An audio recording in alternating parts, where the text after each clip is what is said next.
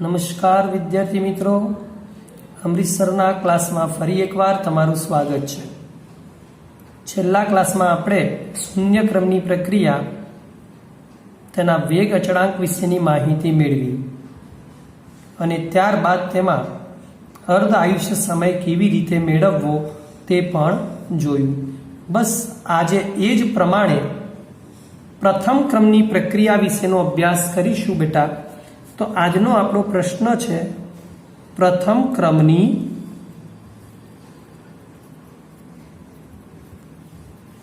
પ્રક્રિયા માટે વેગ અચળાંક k નું સમીકરણ. વેગ અચળાંક k નું સમીકરણ મેળવીશું બેટા. પ્રથમ ક્રમની પ્રક્રિયા માટે વેગ અચળાંકનું સમીકરણ મેળવીએ. પહેલું મિત્રો, પ્રથમ ક્રમની પ્રક્રિયા એટલે શું? તો આપણે જાણીએ છીએ કે પ્રક્રિયાના વેગના સમીકરણમાં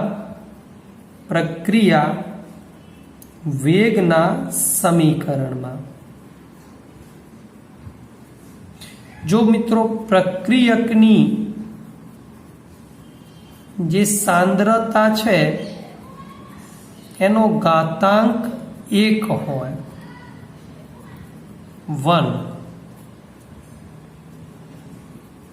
તો આવી પ્રક્રિયાને પ્રથમ ક્રમની પ્રક્રિયા કહે છે.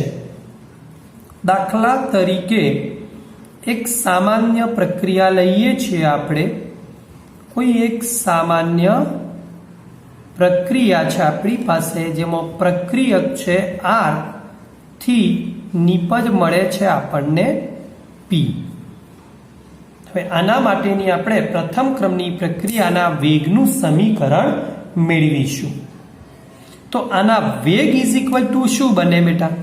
તો આનો વેગ ઇઝ ઇક્વલ ટુ આપણી વ્યાખ્યા પ્રમાણે d of R by dt, પરંતુ પ્રક્રિયક છે એટલે minus is equal to k, તે વેગ અચળાંક, અને r ની 1 ઘાત, કારણ કે પ્રથમ ક્રમની પ્રક્રિયા છે.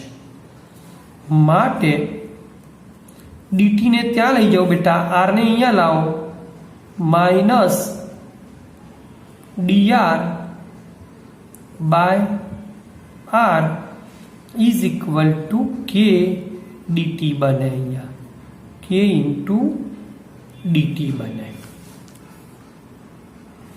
હું માઇનસ ને પેલી બાજુ લઈ જઈ બેટા આપણે, અને સંકલન લેતા, બંને બાજુ સંકલન લેતા, તો સંકલન of dr by r is equal to minus k સંકલન of dt. Therefore dr by r નું સંકલન થાય ln r, minus k dt નું થાય t, minus k into t plus I, જ્યાં I ઇઝ ઇક્વલ ટુ સંકલન અચળાંક, જ્યાં I છે આપણો સંકલન અચળાંક. હવે I ની કિંમત મેળવવા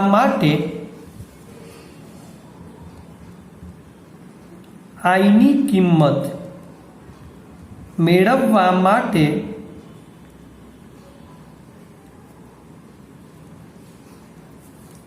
I મેળવવો છે આપણે બેટા. તો શું કરીશું? R ની જગ્યાએ R0 મીન્સ t બરાબર 0, એટલે કે શરૂઆતના સમયે R is equal to R0, એટલે કે મૂળ સાંદ્રતા અથવા શરૂઆતની સાંદ્રતા જેને બોલીશું આપણે, શરૂઆતની સાંદ્રતા છે. R = R0 લેતા ઉપરના સમીકરણમાં આ કિંમત મૂકતા બેટા ln R -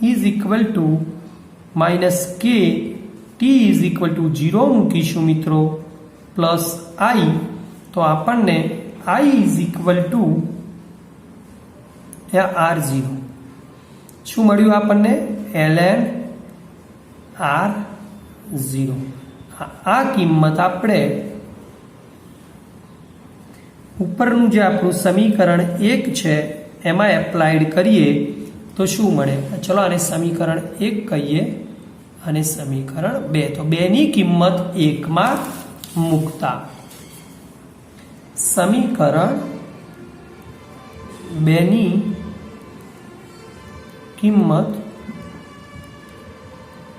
1 માં મૂકતા શું બને મિત્રો? તો ln R = શું બનશે? બરાબર યાદ કરીશું -kt પ્લસ ln R0 મળે. kt ને આ બાજુ લઈએ, ln R ને આ સાઈડ લાવીએ તો kt =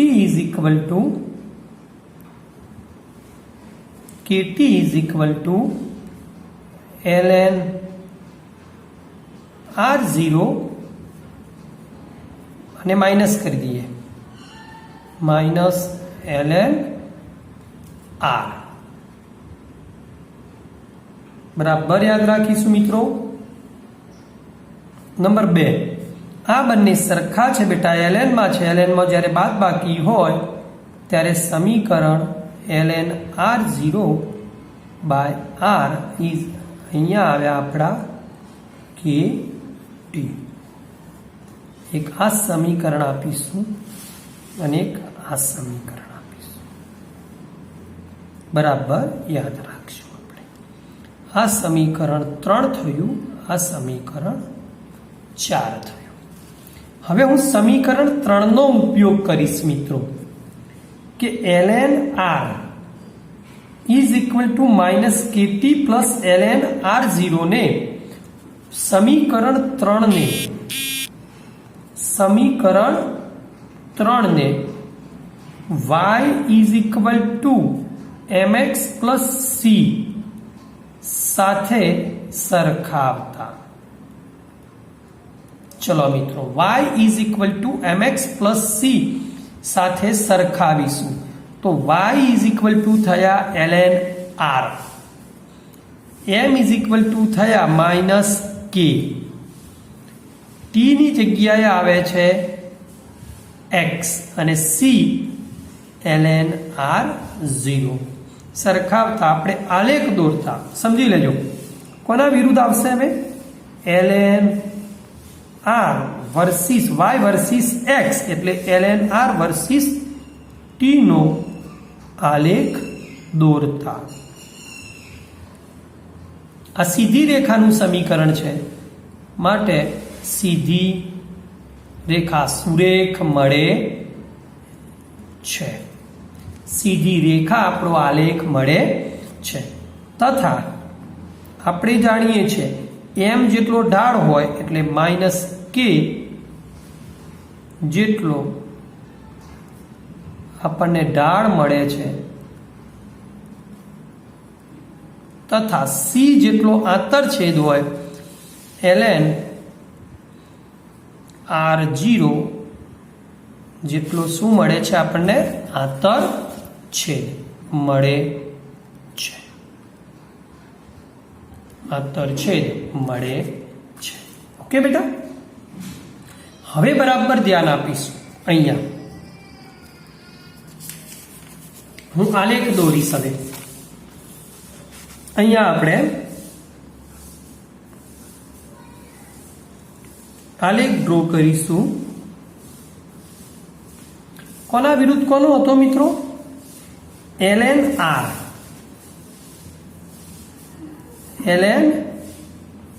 R વર્સિસ સમય ટીનો આલેખ દોરીએ છીએ તો આપણને, કારણ કે કે માઇનસ કે હતો ઢાળ, માઇનસ કે એટલે આ રીતે ડરતો મળે, આ રીતે બેટા, જેનો ઢાળ આટલો મળે છે ધારો કે, તો ઢાળ ઇઝ ઇક્વલ ટુ માઇનસ કે મળે છે અને આ બને આપણો આંતરછેદ ln r0 મળે છે.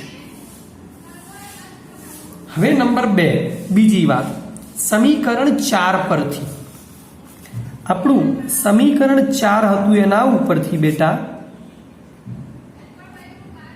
સમીકરણ 4 પરથી હવે જોજો, જુદા જુદા સ્વરૂપે આપણે આપણા સમીકરણને મેળવીએ છીએ, જુદા જુદા સ્વરૂપે. કેવી રીતે? તો પહેલું સ્વરૂપ ધ્યાન આપીશું. સમીકરણ હતું આપણું KT is equal two ln r0 upon r હતું. હું આ બંનેને r ને ઉપર લઈ જઈશ, r0 ને નીચે લાવીશ એટલે માઇનસ થાય ને માઇનસ અહીંયા મૂકીશ તો આવું લખી શકાય ln r upon r0 is equal two minus KT લખી શકાય બેટા. હવે નંબર 2, ln માં આધાર ઈનો હોય એને હું અહીંયા લઈ જઈશ તો આપણું સમીકરણ આવશે r upon r0 is equal to e raise to minus KT. r0 ને અહીંયા મલ્ટીપ્લિકેશનમાં લઈ જશો તો આપણું સમીકરણ આવ્યું r is equal to r0 into e raise to minus KT. યાદ રાખીશું આ સમીકરણને પણ મિત્રો. તો આ સમીકરણ થયું આપણું 5. આ એક સ્વરૂપે ફેરવ્યું. હવે બીજા એક સ્વરૂપે આપણે એનું રૂપાંતર કરીશું, જોઈશું આપણે સમીકરણ 3 ઉપરથી. સમીકરણ 3 પરથી બરાબર સમજી લેજો. ધારો કે હું સમય t is equal two t1 લઉં છું, કોઈ ચોક્કસ t1 સમયે, તો સાંદ્રતા r is equal two r1 લેતા તો આપણું સમીકરણ શું બને? ln r ની જગ્યાએ r1 is equal two minus k t1 plus ln r0 બને, r0 તથા કોઈ હવે t ઇઝ ઇક્વલ ટુ બીજા કોઈ ચોક્કસ સમય t2 સમય r ની જગ્યાએ r2 લેતા શું મળે? ln r2 is equal two minus k t2 plus ln r0 મળે. હવે આ સમીકરણમાં બરાબર યાદ રાખશો બેટા, આમાંથી હું આને બાદ કરી, ચલો આને હું આપણા એક્સ્ટ્રા સમીકરણ A કહું અને આને હું એક્સ્ટ્રા સમીકરણ B કહું તો સમીકરણ A માઇનસ આપણું સમીકરણ B કરતા એ સમીકરણમાંથી મિત્રો B સમીકરણને બાદ કરતા શું મળે? ln r1 minus ln r2 is equal two minus k t1 minus of minus k t2 મળે. ચાલો હવે નંબર 2, આને તો કેવી રીતે લખી શકીએ? ln r1 upon r2 is equal two, આને હું બહાર કાઢીશ બેટા એટલે શું થઈ જશે? પ્લસ થશે અને પછી k કોમન કાઢીશું તો k કોમન કાઢીએ ત્યારે આ T2 છે પ્લસ થાય, T1 માઇનસ રહે તો T2 માઇનસ T1, અને હું આના છેદમાં લાવીશ તો ફરીથી આપણા વેગ અચળાંકનું સમીકરણ k ઇઝ ઇક્વલ ટુ શું બનશે? k ને પહેલા લખ્યા મેં 1/T2 minus T1 ln R1/R2 બને. આને એક નવા સમીકરણ તરીકે ઓળખીશું આપણે, સમીકરણ 6. હવે બરાબર યાદ રાખીશું, આપણે જે સમીકરણ 3 લીધું હતું એની ચર્ચા કરીએ છીએ. સોરી, સમીકરણ 4ની. ચલો સમીકરણ 4 ફરીથી યાદ કરીશું. 4 પરથી સમીકરણ શું હતું? કે t is equal two ln R0/R. હવે ln હોય ને મિત્રો ત્યારે એનો આધાર નો હોય. હવે એક વસ્તુ યાદ રાખજો, ln ના આધાર ને જ્યારે લોગમાં રૂપાંતર કરવું હોય ને ત્યારે લોગમાં આધાર 10 હોય ત્યારે એને 2.303 વડે ગુણવામાં આવે છે. આ યાદ રાખશો, યાદ રાખો બેટા.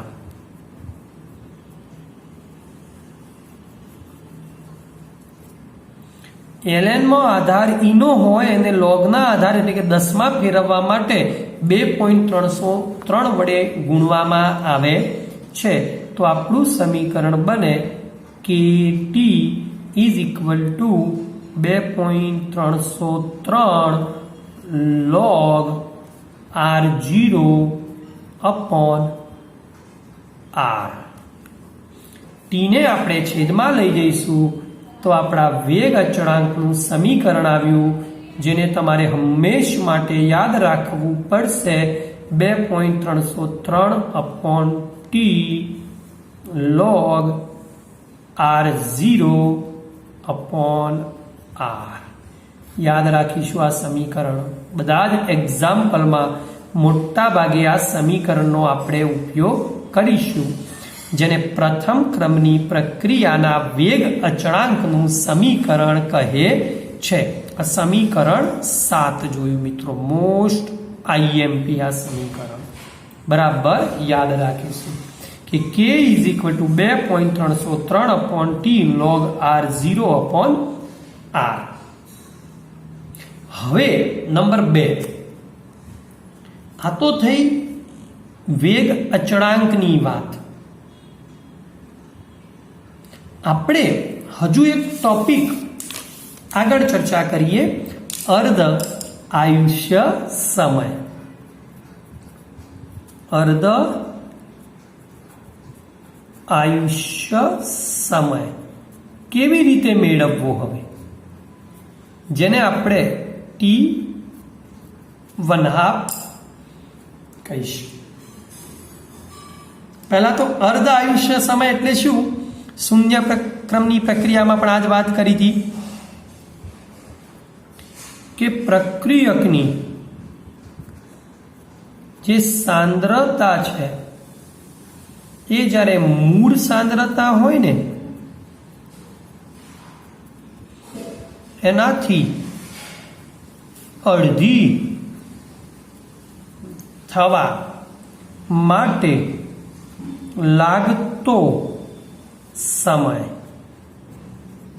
એને આપણે T1/2 અથવા કેટલાક સર એને T50% તરીકે પણ ઓળખે છે. 50% અડધી થવા માટે લાગતો સમય, તો એને આપણે T1/2 અથવા T50% એટલે કે અર્ધ આયુષ્ય સમય કહીએ છીએ.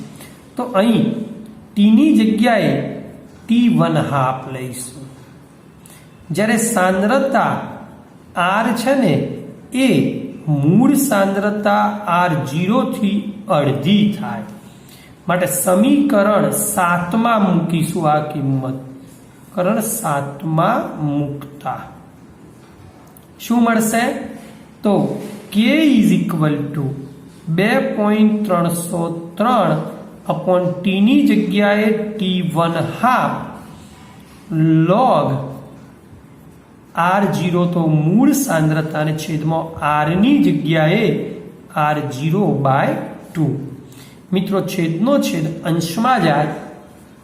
T1/2 ને અહીંયા લઈ કે ને અહીંયા લાવીશું. T1/2 ને આપણે સૂત્રનો કરતા કરીએ છીએ ત્યારે 2.303 અપોન કે અને આવશે log 2. હવે R0 ગયા, છેદનો છેદ અંશમાં ગયો, log 2 એટલે 0.3010 મળે આપણને. 2.303 ગુણ્યા 0.3010 0.3010 અને ભાગ્યા આપણને મળશે કે ઇઝ ઇક્વલ ટુ આ બંનેનો ગુણાકાર કરતો 0.693 બાય કે અર્ધ આયુષ્ય સમય એ 0.693 બાય કે મળે છે, જે દર્શાવે છે કે શું દર્શાવે છે બેટા કે કોઈ પણ પ્રથમ ક્રમની પ્રક્રિયા હોય ને એનો T1/2 એટલે કે અર્ધ આયુષ્ય સમય એ તેની મૂળ સાંદ્રતા, હવે ડિપેન્ડ નથી કરતો, મૂળ સાંદ્રતાથી સ્વતંત્ર છે તથા તેના કે એટલે કે વેગ અચળાંકના સમીકરણમાંથી જોઈ શકાય છે મિત્રો, વેગ અચળાંકના વ્યસ્ત પ્રમાણમાં હોય છે, જે આપણને સમીકરણ ઉપરથી જાણવા મળે છે. આ થઈ આપણી T1/2 ની પરિભાષા. હવે જોઈશું પ્રથમ ક્રમની પ્રક્રિયાના ઉદાહરણ. બરાબર ધ્યાન આપીશું મિત્રો. પ્રથમ ક્રમની પ્રક્રિયાના ઉદાહરણ જોઈશું આપણે. ચલો, તો પ્રથમ ક્રમની પ્રક્રિયાના ઉદાહરણ કયા બરાબર સમજીશું. તો પહેલું ઉદાહરણ બેટા, પહેલું કે ઇથિનનું હાઇડ્રોજનીકરણ. ઇથિનનું હાઇડ્રોજનીકરણ એ પ્રથમ ક્રમની પ્રક્રિયાનું ઉદાહરણ છે. તો કેવી રીતે? તો ચલો, ઇથિન એટલે C2H4 gas plus H2 gas, હાઇડ્રોજનનો ઉમેરો થશે દ્વિબંધ અને C2H6 ગેસ. વધુ ઓર્ગેનિકમાં સરસ મજાનો અભ્યાસ કરીશું આપણે. તો અહીંયા આનો વેગ કોના ઉપર આધાર રાખે છે?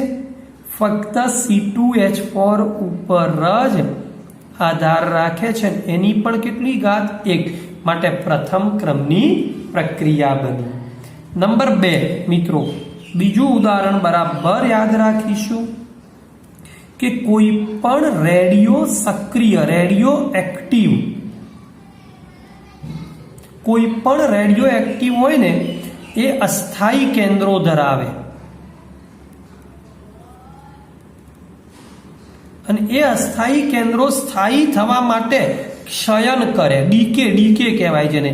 તો રેડિયો સક્રિય અસ્થાયી કેન્દ્રોનો જે ક્ષય થાય છે ને એ એક પ્રથમ ક્રમની પ્રક્રિયાનું ઉદાહરણ છે. એ પછી મિત્રો કુદરતી હોય કે કૃત્રિમ રેડિયો એક્ટિવ પ્રક્રિયા હોય, બંનેના રેડિયો સક્રિય અસ્થાયી કેન્દ્રોનું ક્ષયન અથવા ડીકે એ પ્રથમ ક્રમની પ્રક્રિયાને અથવા પ્રથમ ક્રમની પ્રક્રિયા બને છે. જેને પણ એક સરસ મજાના ઉદાહરણ દ્વારા સમજીએ આપણે. રેડિયમ છે આપણે જાણીએ છીએ મેડમ ક્યુરીએ શોધ્યું છે આ રેડિયમ જ્યારે સ્વયં પડ્યું હોય ત્યારે એનું કેન્દ્ર અસ્થાયી હોય 88226 છે સમજીશું બેટા આ આપમેળે આલ્ફા કણો એટલે કે 2He4 આપમેળે ક્ષયન થાય એમાંથી આલ્ફા કણો બહાર નીકળે 88 માંથી 2 ગયા અહીંયા વધ્યા 86 એટલે આપણો રેડોન મળે અને 226 માંથી 4 ગયા એટલે 222 મળે આ પણ એક પ્રથમ ક્રમની પ્રક્રિયાનું ઉદાહરણ છે નંબર 3 બેટા બરાબર ધ્યાન આપીશું હવે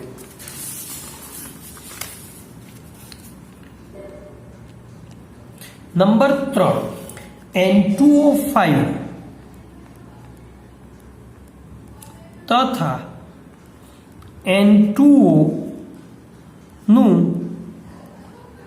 વિઘટન એ પણ એક પ્રથમ ક્રમની પ્રક્રિયાનું ઉદાહરણ છે તો અહીંયા સમજીએ બરાબર N2O5 નું વિઘટન કેવી રીતે થાય તો N2O5 ગેસ ઇટ ગિવ્સ આપણને શું આપે મિત્રો તો ટ્વાઇસ NO2 પ્લસ 1/2 O2 આપે છે બંને ઇન ગેસિયસ ફેજ આપે છે તો આનો બી વેગ is equal to K of N2O5 ની 1 ઘાત ઉપર આધાર રાખે છે ઓકે બેટા તો હવે જોયું આપણે કે ભાઈ પ્રથમ ક્રમની પ્રક્રિયાના ઉદાહરણ કયા છે